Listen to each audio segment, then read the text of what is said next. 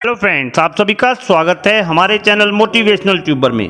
नई शिक्षा नीति 2020 को आज केंद्रीय मंत्रिमंडल ने मंजूरी दे दी है।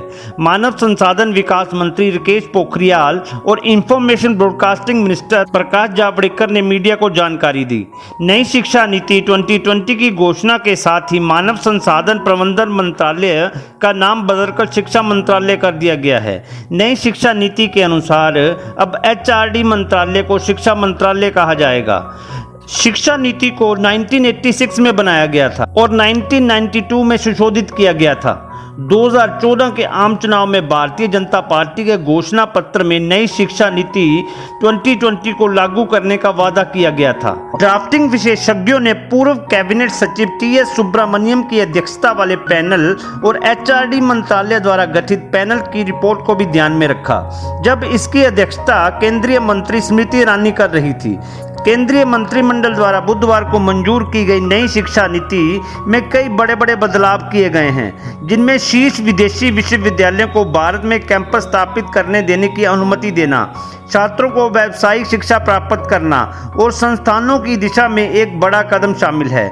इस नीति का लक्ष्य भारत को वैश्विक ज्ञान महाशक्ति बनाना है। 2040 तक सभी उच्च शिक्षा संस्थानों का उद्देश्य बहुविषयक संस्थान बनना होगा, जिनमें से प्रत्येक का लक्ष्य 3000 या अधिक छात्र होंगे। नई शिक्षा नीति के प्रमुख बिंदुओं की बात करें तो उच्च शिक्षा में क्या बदलाव होंगे। उच्च शिक्षा में मल्टीपल एंट्री और एग्जिट का विकल्प होगा। 5 साल के कोर्स वालों को MPhil में छूट मिलेगी। कॉलेजों के एक्रीडिटेशन के आधार पर ऑटोनॉमी होगी। मैट्रिक के लिए राष्ट्रीय मिशन होगा। हायर एजुकेशन के लिए एक ही रेगुलेटर होगा। लीगल और मेडिकल एजुकेशन इसमें शामिल नहीं है। सरकारी और प्राइवेट शिक्षा मानक समान होंगे। नेशनल रिसर्च फाउंडेशन की स्थापना होगी। शिक्षा में तकनीकी को बढ़ावा मिलेगा। दिव्यांगजनों के लिए शिक्षा में बदलाव। 8 क्षेत्रीय भाषाओं में कोर्सेज शुरू। स्कूली शिक्षा में बदलाव की बात करें तो 3 से 6 साल के बच्चों के लिए early childhood care and education. NCERT द्वारा फाउंडेशन लिटरेसी एवं न्यूमरेसी पर नेशनल मिशन शुरू। 9वीं से 12वीं की परीक्षा की रूपरेखा 5+3+3+4 के आधार पर होगी। बच्चों के लिए नए कौशल कोडिंग कोर्स शुरू होंगे। Extra curricular activities main curriculum में शामिल होंगे। वोकेशनल पर जोर होगा। कक्षा 6 से शुरू होगी पढ़ाई। नई नेशनल कुरिकुलम फ्रेमवर्क तैयार होगा। बोर्ड एग्जाम 2 भाग में होंगे। रिपोर्ट कार्ड में लाइफ स्किल शामिल होंगी। साल 2030 तक हर बच्चे के लिए शिक्षा सुनिश्चित होगी। और वहीं प्रतियोगी परीक्षाओं की बात करें तो NTA द्वारा उच्च शिक्षा संस्थानों में एडमिशन के लिए कॉमन एंट्रेंस टेस्ट होगा, पर वो सभी पर लागू नहीं होगा। आइए डिटेल में जानते हैं नई शिक्षा नीति से आपके बच्चों की पढ़ाई पर क्या फर्क पड़ेगा। इस नीति की सबसे बड़ी विशेषता ये है कि स्कूली शिक्षा, उच्च शिक्षा के साथ कृषि शिक्षा, कानूनी शिक्षा, चिकित्सा शिक्षा, तकनीकी शिक्षा जैसी व्यावसायिक शिक्षाओं को इसके दायरे में लाया गया है। इसका मुख्य उद्देश्य है कि छात्रों को पढ़ाई के साथ साथ किसी लाइफ स्किल से सीधा जोड़ना। अभी तक आप arts, music, craft, sports, yoga आदि को सहायक पाठ्यक्रम या अतिरिक्त पाठ्यक्रम एक्टिविटी के तौर पर पढ़ते आए हैं। अब ये मुख्य पाठ्यक्रम का हिस्सा होंगे। इन्हें एक्स्ट्रा कुरिकुलर एक्टिविटी नहीं कहा जाएगा।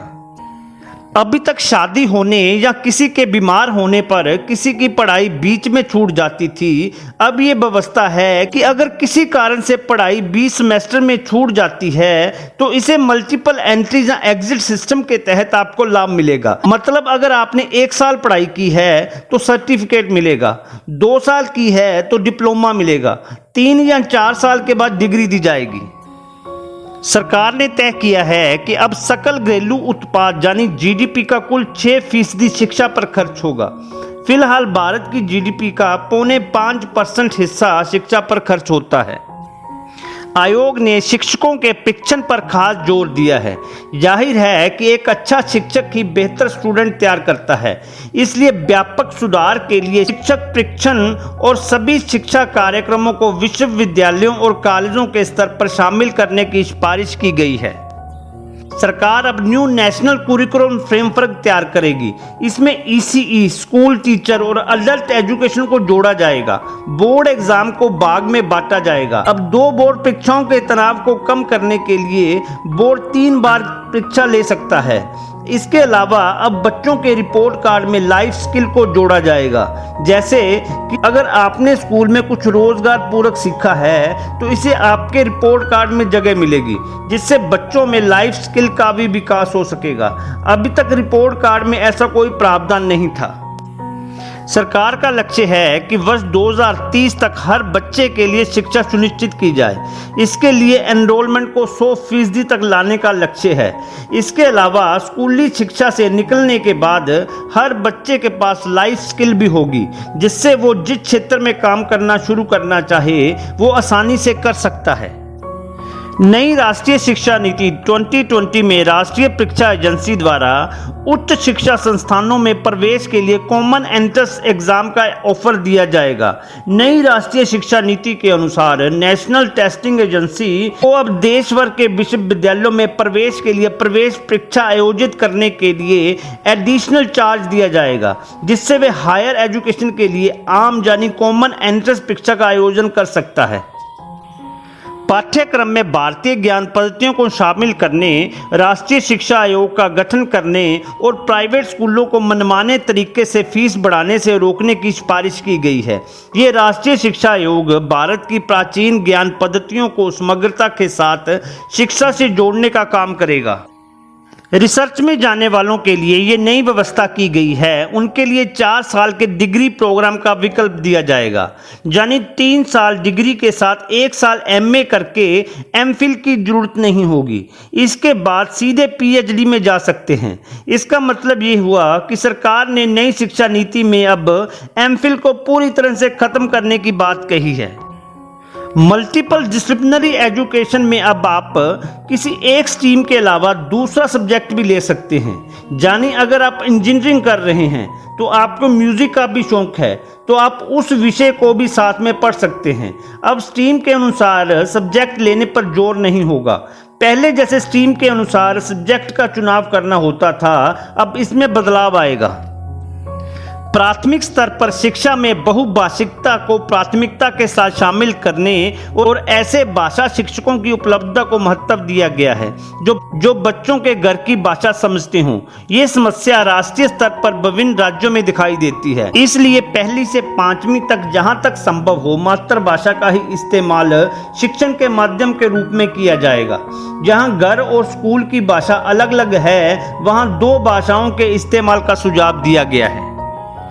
अमेरिका की नेशनल साइंस फाउंडेशन की तर्ज पर सरकार नेशनल रिसर्च फाउंडेशन ला रही है। इसमें न केवल साइंस बल्कि सोशल साइंस भी शामिल होगी। ये बड़े प्रोजेक्ट की फाइनेंसिंग करेगा। ये शिक्षा के साथ रिसर्च में भी युवाओं को आगे आने में मदद करेगा। 1ली और 2री कक्षा में भाषा व गणित पर काम करने पर जोर देने की बात नई शिक्षा नीति में शामिल है। इसके साथ ही 4ठी व 5वीं के बच्चों के साथ लेखन कौशल पर काम करने पर भी ध्यान देने की बात कही गई है।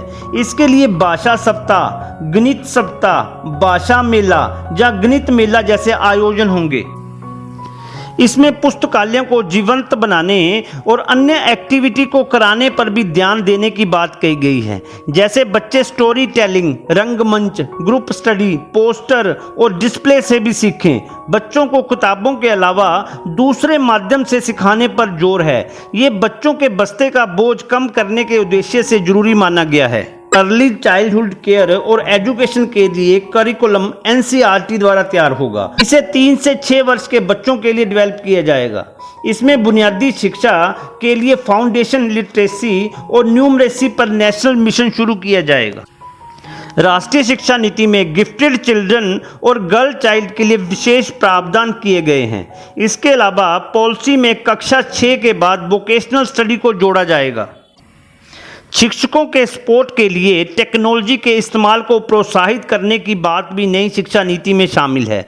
इसके लिए कंप्यूटर, लैपटॉप, फ़ोन इत्यादि के जरिए और विभिन्न ऐप का इस्तेमाल करके शिक्षण को रोचक बनाने की बात कही गई है। आपको नई शिक्षा नीति 2020 के ऊपर मेरा ये वीडियो कैसा लगा प्लीज कमेंट में बताएं और वीडियो को लाइक करें, शेयर करें और चैनल को सब्सक्राइब करें और बेल आइकन दबाएं ताकि मेरा हर वीडियो आपको डायरेक्ट मिले। जय हिंद।